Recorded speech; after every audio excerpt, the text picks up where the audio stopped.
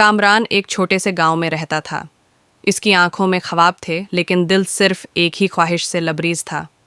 साइमा गांव के रईस की बेटी थी, खूबसूरत, नाजिक, जैसे चांद की किरणें जमीन पर इतराई हूं। कामरान का दिल बचपन से ही साइमा के लिए धड़कता था, लेकिन वो सिर्फ दौर से ही उसे देखा करता, क्योंकि दोनों की दुनिया अलग थी। कामरान एक किसान का बेटा था, दिन भर खेतों में काम करता, जबकि साइमा शहजादी की तरह पल रही थी। लेकिन एक दिन किस्मत ने एक पल दिया, जब साइमा अपने खोए हुए कुत्ते को ढूंढते हुए कामरान के खेत में आ गई।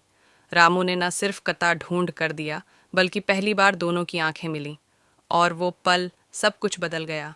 आहिस्ता आहिस्ता साइमा भी रामू के सच्चे और साफ दिल की दीवानी हो गई। दोनों छिप छिप कर मिलने लगे, दरख्तों की छांव तले वादे होने लगे, और एक ख्वाब बुनने लगा, साथ जीने और मरने का ख्वाब। लेकिन मोहब्बत है कि वो हमेशा साथ रहेगा, कभी आसान नहीं होती। एक दिन साइमा के बाप को पता चल गया। वो तेश में आ गया।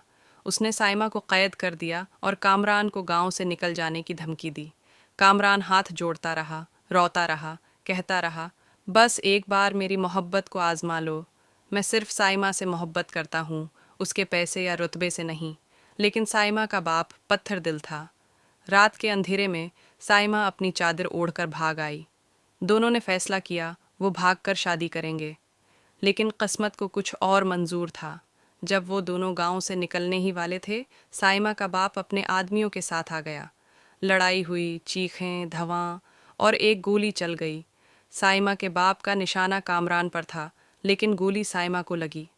साइमा कामरान की बानाहों में थी, हंसते हंसते बोली, कामरान, मोहब्बत कभी नहीं मरती। और उसकी सांसें रक गईं। कामरान चीखा, रविया, ज़मीन को पीटा। गांव वाले भी साकत रह गए। आज भी कामरान इसी दरख्त के नीचे बैठता है, जहां वो वादे किया करते थे। हर शाम वो सुरूज के नाम दिया जलाता है। गांव वाले कहते हैं, जब रात को हुआ चलती है तो किसी की हंसी सुनाई देती है, जैसे कोई अब भी कामरान को देखकर मुस्कुरा रहा हो। ये कहानी है एक ऐसी मोहब्बत की जो अधूरी रहकर भी अमर हो गई।